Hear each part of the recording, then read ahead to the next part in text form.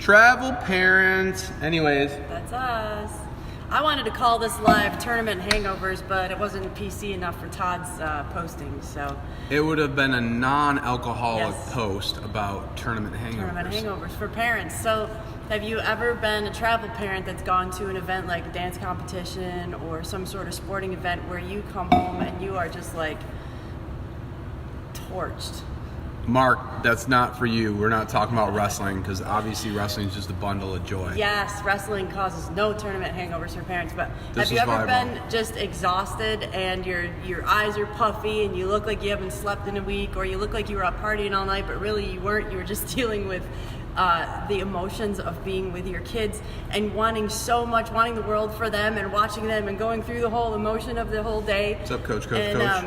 Like yesterday with our girls, the varsity, they won their championship, so they went out on a win on the end of their season, but we wanted it, well, I wanted it so bad for Tyla because it was her fourth year on varsity, third championship in a row, so I was so excited, and we had such a good opponent. Canastota is such a worthy opponent. They always put up a good fight, and they cover the backcourt so well, and I knew we were going to have to work, and just hoping it all came together, and all that emotion. I was so excited. I couldn't even sit down before the match started. I was walking all around and just jumpy.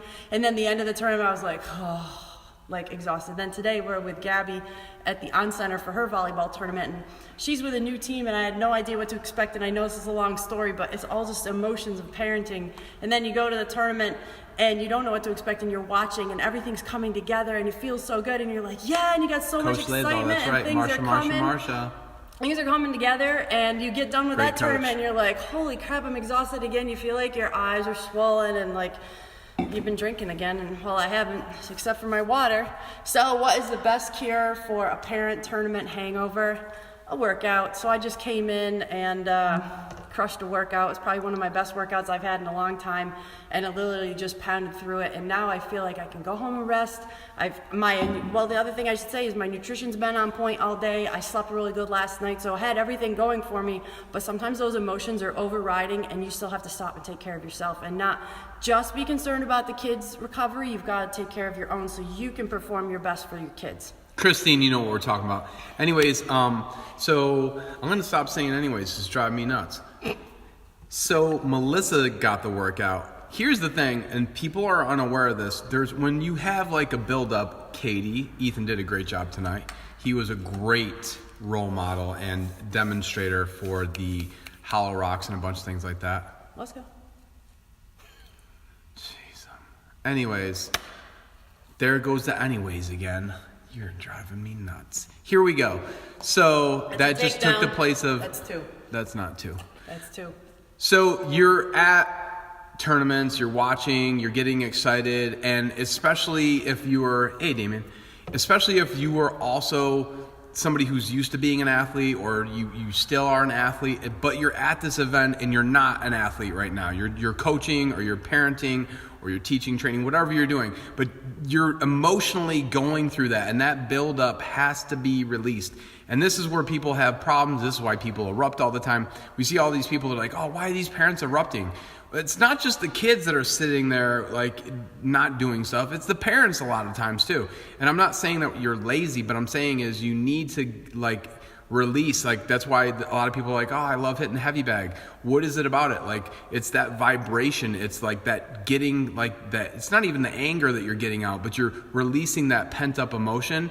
And that release is extremely healthy. It's extremely important to do. So don't just stay on point with your water. Don't just stay on point with your food and your nutrition and stuff like that. Give yourself a physical outlet. The more mental energy you have going and the more emotional energy you have, then you need to counteract that with physical outlet. Burn the calories, sweat, do whatever you got to do. And I'm going to get a little foo-foo-y on you for a second. It's also extremely helpful for the mental release to let go of whatever it was. So it could have even been exceptional, but it'll help you move forward. And it's something that allows you, that sweat allows you to actually kind of like just sweat out a lot of this stuff and then move forward. And mentally you can too. The other thing it does too is it shows your kids a very healthy outlet that you are practicing what you hope that they continue to do. Not even if you're preaching at them about anything, but you are actually showing them that working out or taking care of yourself in a healthy manner, instead of like having so much pent up energy you don't know what else to do with it other than go and drink or eat a bunch of crappy food to try to ground yourself, you are showing them that it's you have a way to dissipate that energy healthily. So, or if you can't get to like the gym or whatever, a lot of times, Melissa's not going to let me do it, so I'm not going to do it. She's giving me the look. Anyways, a lot of times we'll just be in the kitchen. I'll just be like, oh my God, I wish I was wrestling, or I wish I was doing this, I wish I was doing that. Oh shit, here we go. Immediately pick the person up and then immediately start to go to squats. Usually I get dumped upside down at this point, or put in some stupid move. The point is, you can have fun with what you're doing. It might not be as fun for her, but the point is, like, can you still have fun doing it and actually release? And when you're done with your workout, give yourself permission to, like, for starters, like, it could be an easy workout. It doesn't have to be hard. Melissa's not heavy, it's light, but I did a squat. I feel a little bit better. Isn't he so But sweet? the point is, like, do something. Yeah. Okay? And if you can do something with your kids, Go even walk in the outside. kitchen. It could be in the kitchen, it can be in the living room, it could be while kids are watching something on TV. Do If you're something at a that's hotel, fun. Jump in the pool. If you don't feel like jumping in the pool, get on the treadmill, just walk around outside, whatever you gotta do. Do something that's fun, and here's the other thing, if you can do that and then on top of that you get to watch something that's funny or you're laughing with your kids, that's also extremely helpful with the release. And the other thing is too, this is completely off topic, but if you can avoid having a discussion with your kids about how they performed that night unless they bring it up, you'll do a lot for your family recovery after an event. Let them bring it up first. I've learned this firsthand because I've crossed that line way too many times and finally realized, you know what, loving my kids and letting them go through their process in their time with guidance and like allowing them to decide when it's time to talk about stuff has worked out much better for us, I would say, than before. Since Melissa's brought this up now, I have to say something about it. So what she said is 100% true, and here's how you should plan for this, because it's going to be very difficult for you to ignore. What's up, Tasha? TD, Spike It, Gronk. Anyways, so what you want to do when you have, let's say we went to a wrestling tournament, because wrestling is so easy to do. So we went to a wrestling tournament, and what you want to do is, just like with the whole, I'm going to go do this for me, it's a healthy habit, it's a healthy workout, it's the same thing for wrestling. Okay, I wasn't at the, we love you too.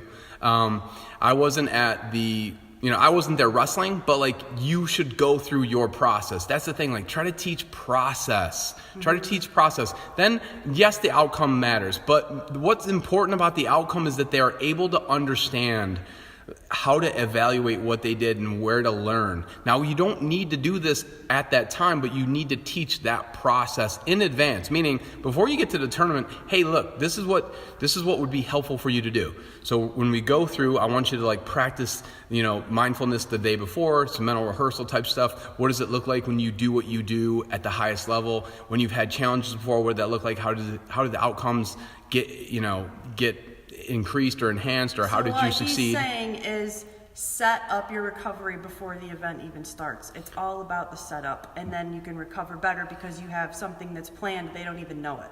Then, in addition to that, like the night before, then the other thing is too, you say, all right, listen, after you're done with your tournament, just write down how you thought you did, the things you thought like maybe were helpful for you, and then you can come back and revisit that later in the week. Like maybe a few days after, but let them do it for themselves. Yes. Let them go through the process. Make sure that they go through what's positive and then list the negative things, or vice versa, whatever works for them. But have them list both sides, like something that went really well, something that didn't, that they can improve. Not even that they didn't really go well, but something that they can improve on, they realize they can improve on. Taking it a step further, because it drives me nuts. I literally just got angry.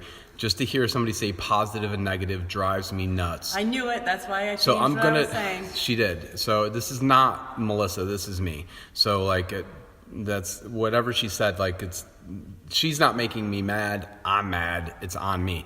But when I hear negative, I immediately think like people are going to jump to conclusions, and then you got to defend it, and it's all this other crap. So when she's saying negative, what she's saying is a situation that I had expectations for that were not met, and so I feel let down. I feel upset. Okay? So anything that happened that didn't turn out the way that I had hoped, that's something that's maybe negative. That's something that you can learn from. That's your opportunities. So you have a spot where we talk about the opportunities that we have and expectations that weren't met, and then you have the things that went well, and then kind of bridging between the two. But like this weekend, like I would say what I was referring to is negative. Gabby was playing libero.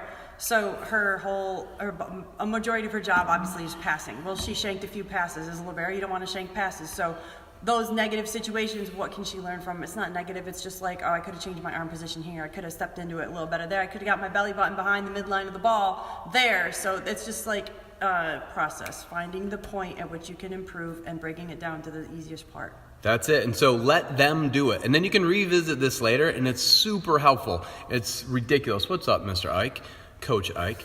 The other, this is my last piece, is the reason why what Melissa said was so important is you don't want to be la la la la, everything's wonderful when it's not. You do need to be aware of the things that didn't go well. But while somebody's playing, let them play. Let them learn for themselves. Unless it's life and death, you don't need to yell out, "Alligator! There's an alligator behind you!" Let them figure out for themselves. I mean, if it's a toothless alligator, they'll probably be fine. But if it's got teeth, okay, maybe you need to say something. But with that being said, I see this more often than not in baseball. And I've got the Cardinal shirt on, so I'm just going to throw this out there. The number of people that expect a little league kid to pick up a routine grounder when Major League Baseball players mess this up all the time. They're like, "Oh, that was just an easy grounder." That's funny because I don't remember you being in the major leagues. I'm sorry, what was your name again and what team did you play for? Remember this. What we think we used to do at such a high level usually was terrible. We usually were awful. I meet so many people that I didn't know were professional athletes before in a last life that it blows my mind. What are you for? I'm pointing behind me. It wasn't Melissa. But the point is, I bump into so many people who's like, "Oh, wait a second. I didn't know you were a national champ. I didn't know you were an All-American. I didn't know you were literally the person who is in the Hall of Fame, who is the poster for Major League Baseball or NFL or MLS or whatever. You figure it out." But the point is, if it's supposed to be about learning, if it's supposed to be about your kid, keep in mind, wouldn't it be more important if they fell in love with the process? And it actually can be something that is exciting because there's a reason why they're doing what they're doing.